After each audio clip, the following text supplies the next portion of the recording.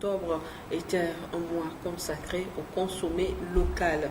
Et bien aujourd'hui, pour voir si cette consommation locale a été effective, nous avons avec nous un producteur local. Et bien, il est d'une ONG de la place, l'ONG ASDI. Il est membre de cette ONG qui est spécialisée dans la production locale. Il s'appelle Dodi Genoupati. Monsieur Genoupati, bonjour. Bonjour, madame. Merci d'avoir fait le déplacement. Oui. Et les autres membres de l'ONG ASDI. Tout le monde se porte bien. Et l'anniversaire fêté sans nous inviter, ça s'est bien passé. Oui. Eh bien, je le disais tout à l'heure, le mois d'octobre était dédié au consommé local. Vous, à l'ONG ASDI, je sais que vous êtes dans plusieurs domaines. Comment vous avez observé ce mois-là? Effectivement, le consommé local, c'est une manifestation qui nous interpelle tous. Et donc, c'est avec fierté que l'ONG Action sociale pour le développement intégral, ASDI, a pris soin sur lui d'informer et de sensibiliser toute la population sur le bien fondé du consommé local. Donc, c'est aussi une bonne initiative que nos gouvernants ont pris de pouvoir instaurer cette manifestation qui, de par tout ce qui l'entoure, permet à ce qu'il y ait des échanges entre les responsables, les producteurs, les transformateurs et nos gouvernants.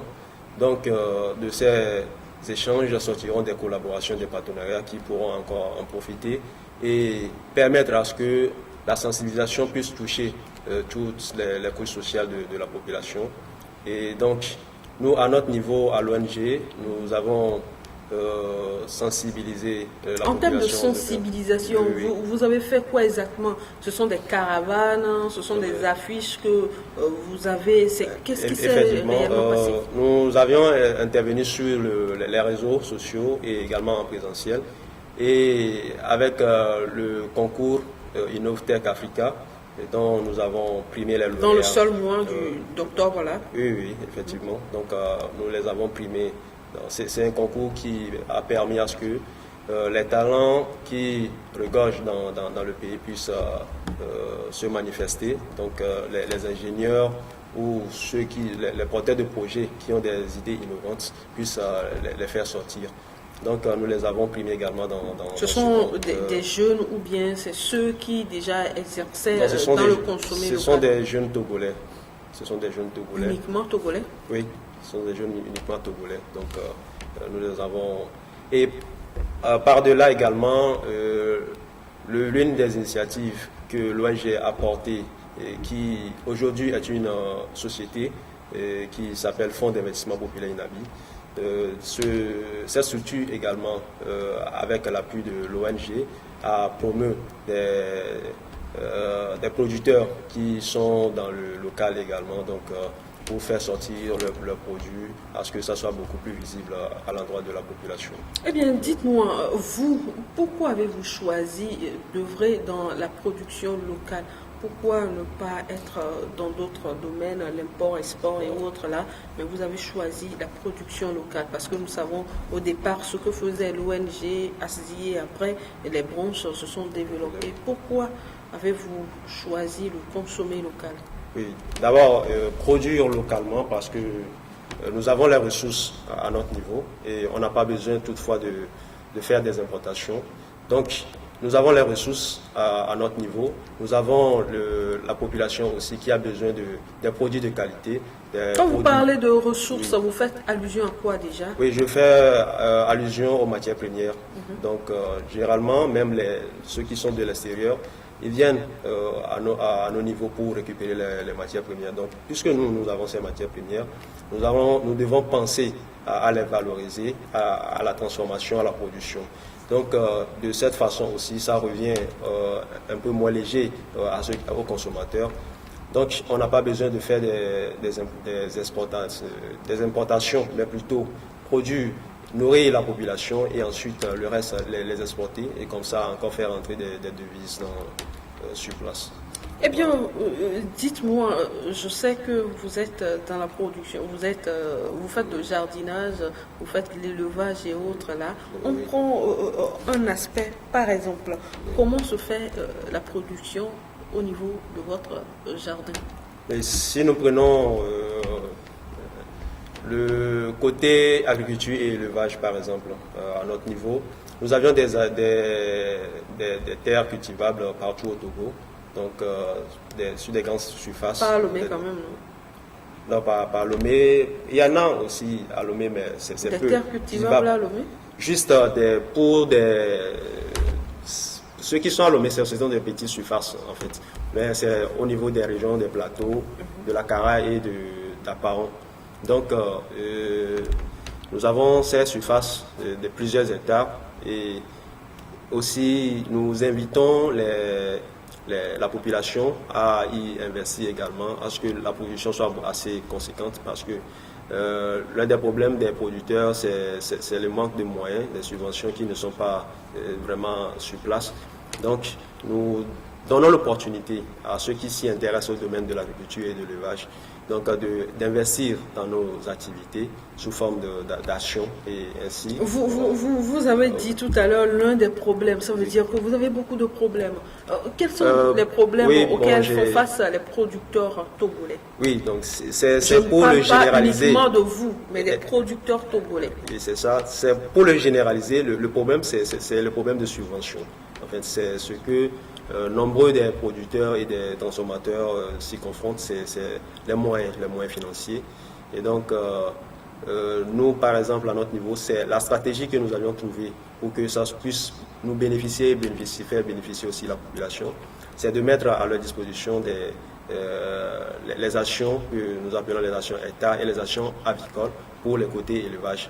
Donc, ces personnes qui s'y intéressent à l'investissement mettent de l'argent dans les activités et à part après, on leur retourne les bénéfices. Vous parlez tout à l'heure de subventions. Est-ce que vous avez eu à faire des démarches?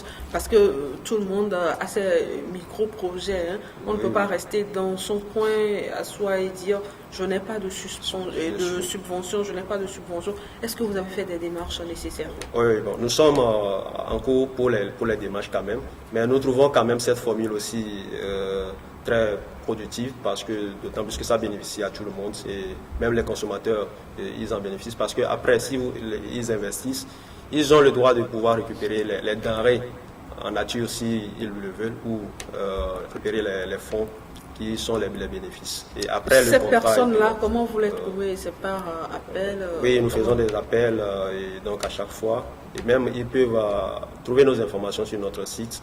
Ah bon, hein? Là vous passez au service commercial, nous ne sommes plus dans le consommé local. Donc, si vous donnez votre site dans votre émission, alors dites-moi, il y a certaines personnes qui se plaignent.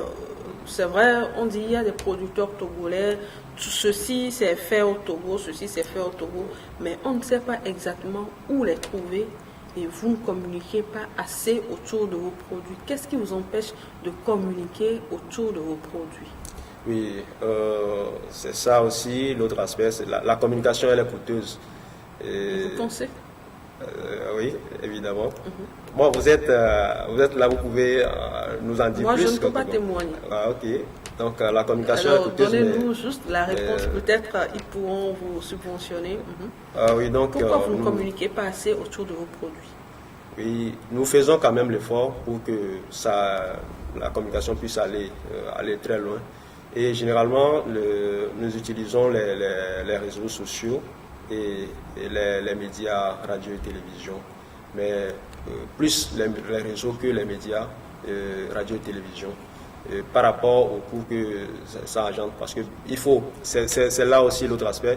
Si la population opte pour cette formule de consommation locale, nous aurons encore plus de moyens, donc plus de rentabilité, et ensuite passer encore plus les informations pour que ça soit beaucoup plus à tous les niveaux. Voilà, nous arrivons à la fin de notre entretien. Nous sommes en novembre et bientôt décembre. Je sais qu'en décembre, vous faites des promotions et autres là. On ne va pas parler de cet aspect-là. Qu'est-ce que vous réservez au public? Si aujourd'hui, 100 Togolais décident de consommer uniquement local et si on vient chez vous en période de fête, Oui. est-ce que vous êtes capable de leur fournir tout ce dont ils auront besoin? Évidemment.